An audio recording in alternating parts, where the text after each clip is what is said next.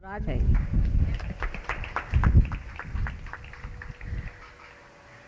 इस कदर सुंदर सजाया हुआ है इस मंडप को फूलों से और विविध रंगों से। सारी शोभा इतनी बढ़ाई हुई है कि शब्द रुक जाते हैं कलाकारों को देख करके। उन्होंने किस तरह से अपने हृदय से यह इतनी प्रतिभावान चीज़ बनाई कि थोड़े समय में।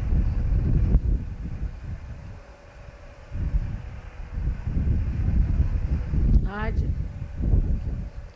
विशेष स्वरूप ऐसा है कि अधिकतर इन दिनों में जबकि ईस्टर होता है, मैं लंदन में रहती हूँ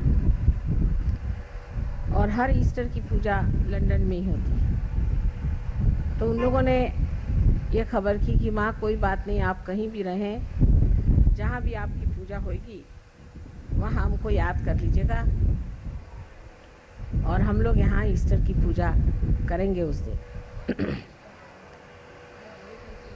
इतनी जल्दी में आज पूजा का सारा इंतज़ाम हुआ और इतनी सुंदरता से। ये सब परमात्मा की असीम कृपा है जो उन्होंने ऐसी व्यवस्था करवा दी। लेकिन यहाँ एक बहुत बड़ा कार्य आज से आरंभ हो रहा है।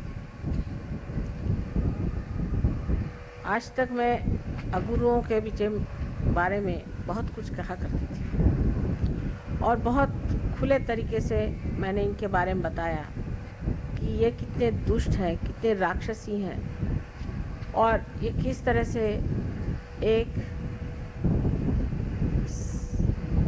सच्चे साधकों का रास्ता रोकते हैं और उनको गलतफहमी में डाल के एकदम उल्टे रास्ते पे डाल देते हैं। और इसके लिए बहुत लोगों ने जताया कि ऐसी बात करना ठीक नहीं, इससे गुरु लोग आप पे आक्रमण करेंगे और आपको सताएंगे। लेकिन हुआ उसके बिल्कुल उल्टे कि किसी ने भी हमें कचहरी नहीं दिखाई, ना ही किसी ने हमारे बारे में कोई बात कही। एक एक करके हर एक दुष्ट सामने आ गया और दुनिया ने जाना कि जो कुछ भी हमने इनके बारे में कहा था वो बिल्कुल सत्य है। आज धीरे धीरे यह गुरु मिट रहे हैं, लेकिन तांत्रिक अब भी काफ़ी अपना जोर बंधाए हुए हैं और आपके कलकत्ते में इसका मेरे ख्याल से मुख्य स्रोत है। यहाँ पे वो पनपते हैं और यहीं से सारे दुनिया में छाते हैं। आज ही जिन साहब से मुलाकात हुई उनसे इतने तांत्रिकों पे बातचीत हुई, उन्होंने बताया कौन कौन उनके आश्रय में आए और कौन कौन महात्मा बन गए। मुझे लगा यह अभियान अब शुरू हो गया कि तांत्रिकों को एक एक करके ठीक करना ज़रूरी नहीं है, सबको एक साथ ही गंगा जी में धो डालना चाहिए, तभी इनकी तबीयत ठीक हो। तो आज से ये जो महिषासुर सब दूर फैल गया है, इसको ख़त्म करने का ही अभियान शुरू होना चाहिए।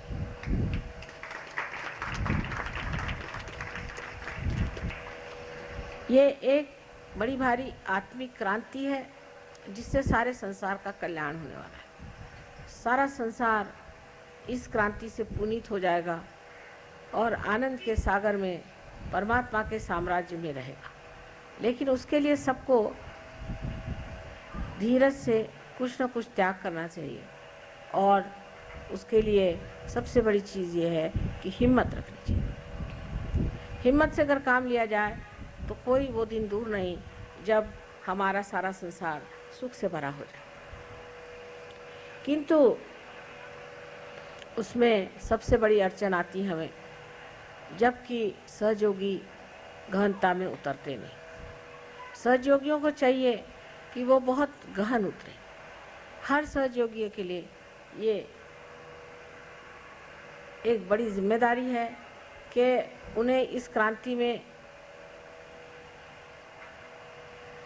ऐसा कार्य करना चाहिए जो एक विशेष रूप धारण किए हो। अभी तक जो भी सहयोगी मैं देखती हूँ उनमें यही बात होती है कि अभी हमारी ये पकड़ आ रही माँ, अभी हमारे ये चक्र पकड़ रहे हैं, हमारी ये हो रहा है, अभी हमारे अंदर ये दोष है, ऐसा है वैसा है। लेकिन जब आप देना शुरू करें, जब आप दूसरों को देना शुरू करेंगे, जब दूसरों का उद्धार करना शुरू करेंगे, तो अपने आप ये सब चीज़ें धीरे धीरे कम होती जाए। चित्त आपका इधर ही रहना चाहिए कि हमने कितनों को दिया, कितनों को हमने पार कराया, कितनों को हमने सहयोग में लाया है। जब तक हम इसको बहुत ज़ोर से नहीं कर सकते तब तक सहयोग का कार्य आगे नहीं बढ़ पाए। और ये बढ़ाना अत्यंत आवश्यक है। उसके लिए और भी बहुत सी बातें करनी चाहिए जो कि हम लोग सोच रहे हैं कि 1 साल के अंदर घटित हो जाएगी। उसमें से एक बात ऐसे सोच रहे हैं कि एक इस तरह का कोई आश्रम बना लेंगे जहाँ पर कि सहयोगी अलग अलग जगह से आके रहेंगे और उनको सहयोग के मार्ग की पूर्णतया उनको परिचित किया जाएगा।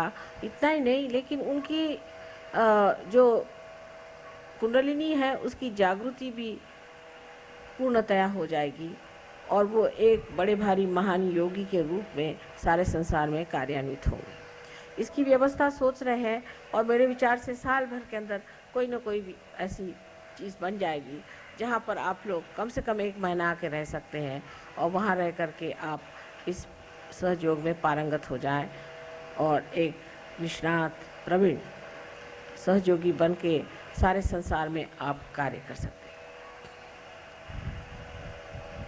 पर सबसे बड़ी बात यह है कि जो हमारे अंदर एक तरह का अपने प्रति एक अविश्वास सा है, जो डिफिडेंस है, उससे हमें बाज आना चाहिए। हम आपसे बताते हैं, यहाँ जो डॉक्टर वॉरेन है, ये जब सहयोग में आए थे तो हमारे पास ज़्यादा से ज़्यादा 8 दिन तक रहे। उसमें भी लड़ते झगड़ते ही रहे पूरी समय। उनके पहले समझ ही में नहीं आ रहा था कि किस तरह से अपने को ठीक करें। बहरहाल जो भी हो, उसके बाद जब वो ठीक हो गए तब वो वापस ऑस्ट्रेलिया चले गए और ऑस्ट्रेलिया जाने के बाद उन्होंने इतने लोगों को पार कर दिया, इतने लोगों को ठिकाने लगा दिया कि मुझे बड़ा आश्चर्य हुआ कि जिन्होंने गणपति भी क्या उसे जाना नहीं था, जिन्होंने किसी भी देवता के बारे में जाना नहीं था, जिन्होंने कुंडलिनी के बारे में कुछ जाना नहीं था, वो 8 दिन के अंदर इतने बढ़िया होकर के और सारे ऑस्ट्रेलिया पर छा गए।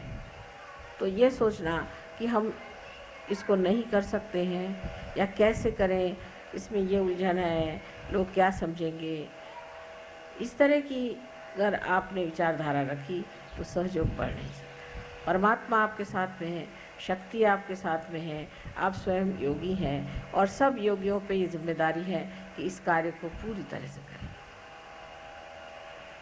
जब तक आप संगठित रूप से नहीं रहेंगे तब तक ये कार्य नहीं हो सकता। संगठित होना पड़ेगा और संगठित होने का मतलब यह है कि आप एक शरीर के अंग प्रत्यंग हैं। एक सहयोगी को दूसरे सहयोगी से कभी भी विलग समझना नहीं चाहिए। जैसे कि मैं देखती हूँ कि शुरुआत में सहयोगी, जो इंसान सहयोगी नहीं है उसके और ज़्यादा मुड़ता है बनिस्बत उसकी ओर जो सहयोगी है।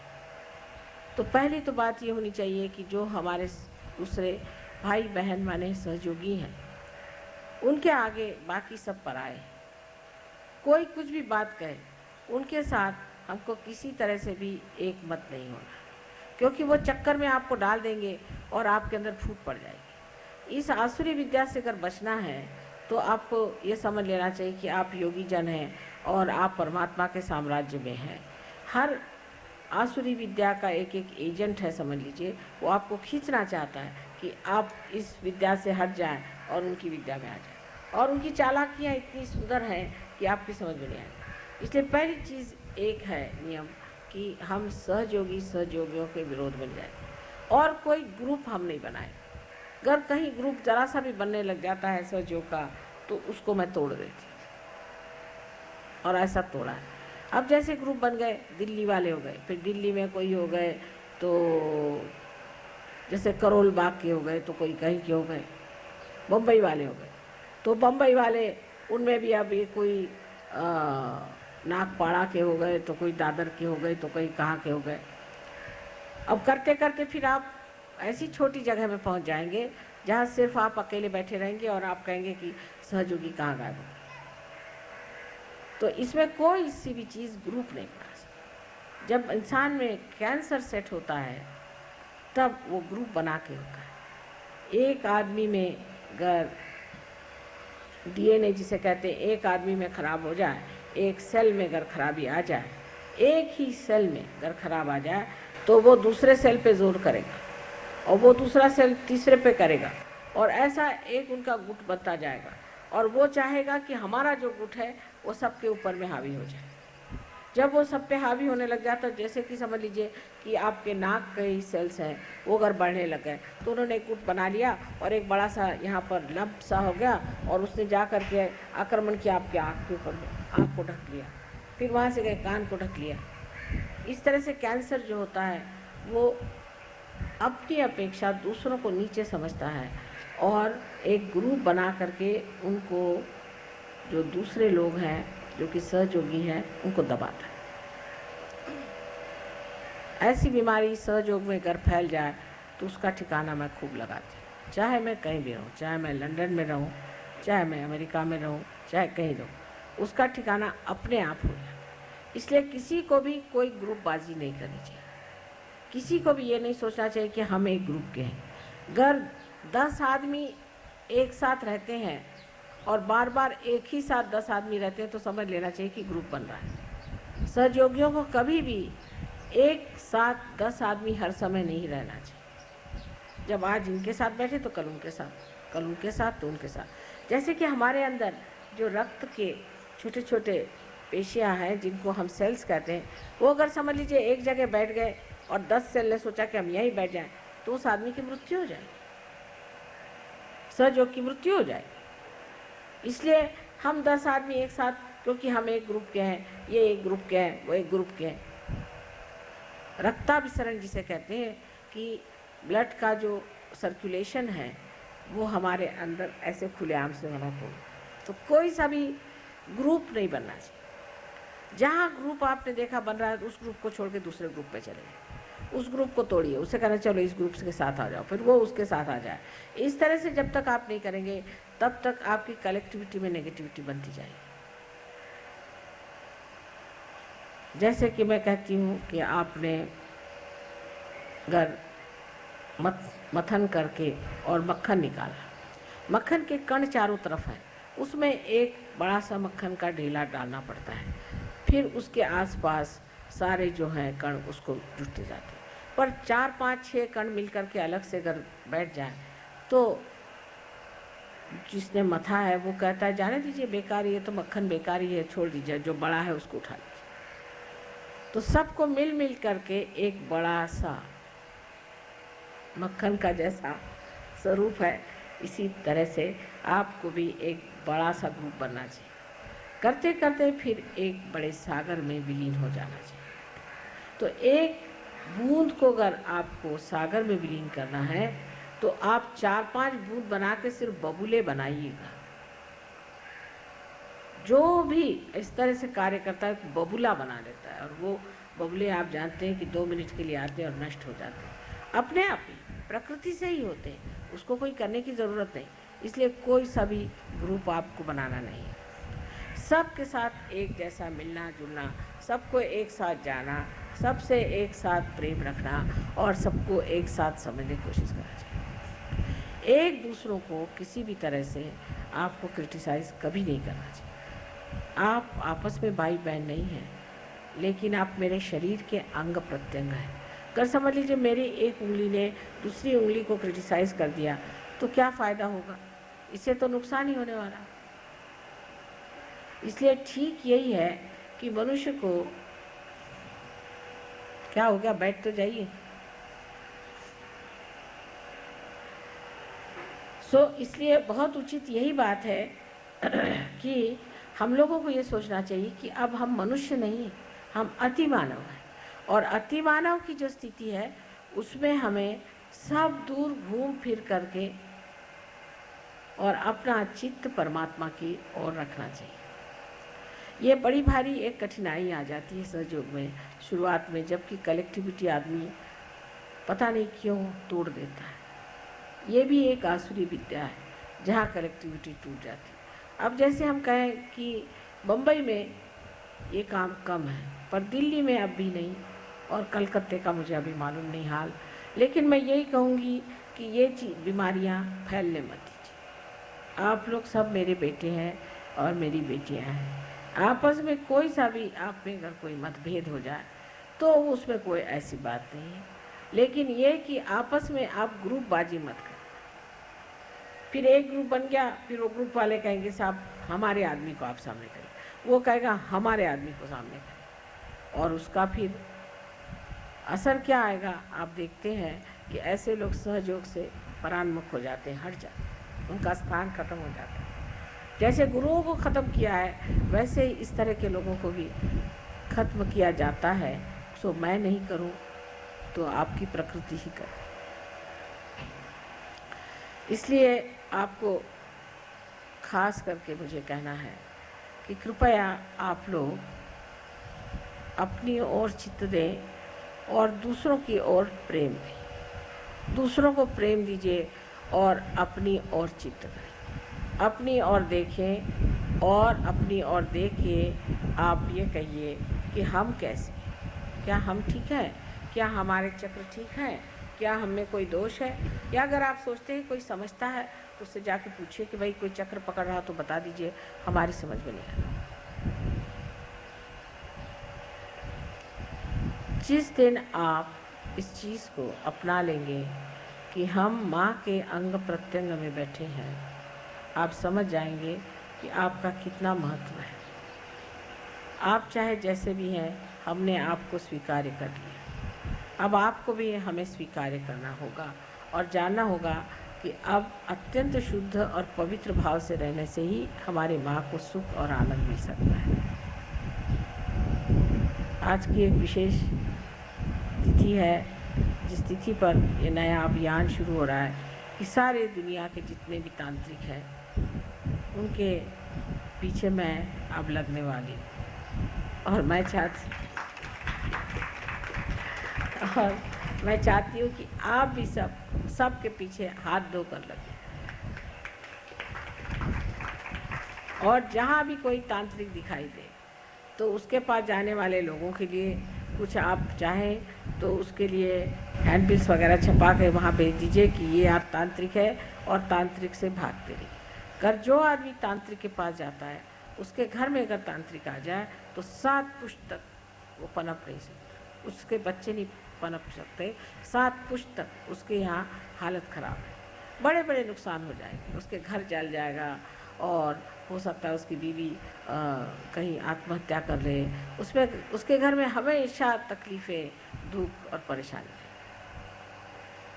इसलिए ये जो अभियान है इसका आज का दिन भी ऐसा है कि जिसे सब लोग मजाक में अप्रैल फूल का दिन कहते हैं, तो इनको बेवकूफ़ बना के ही पटका जाएगा, इनको बेवकूफ़ बना के और पटका जाएगा, क्योंकि ये अपने को बहुत अक्लमंद समझते हैं। तो इनकी जो बेवकूफ़ियाँ हैं उनका पूर्णतया उद्घाटन करना आप लोगों का कार्य। आप सबके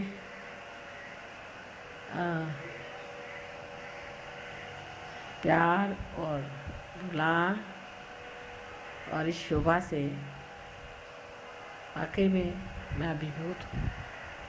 इतना आप लोगों ने खर्च किया, इतनी शोभा बढ़ाई है, सो यही कहना है कि बहुत ज़्यादा खर्चा करने की ज़रूरत नहीं। आपकी माँ तो इतनी सीधी सादी है, उसको कोई भी चीज़ की ज़रूरत नहीं है। आप लोग जो भी है, जो कुछ भी हमें दे दें तो ही बहुत है, हमें तो कुछ चाहिए भी नहीं।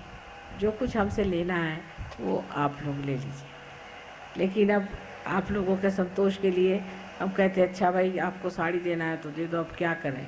लेकिन वो भी क्या आप सोचिए कि 4 साल पहले दी हुई साड़ियाँ अब भी ऐसी ताले में चाबी में बंद है। वो तो हमारी समझ नहीं आता कि बाद में जब कोई म्यूज़ियम बनेगा तो उसमें आप लोग लगाइएगा।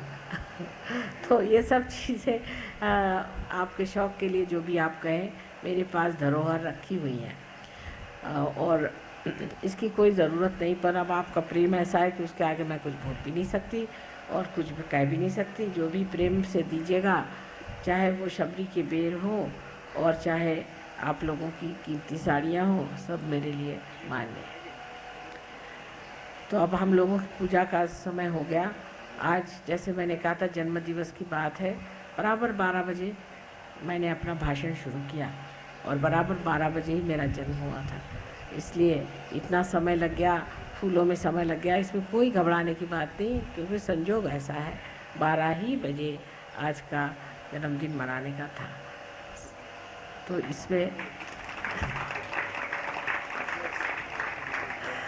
सब चीज़ सब अपने समय पर ठीक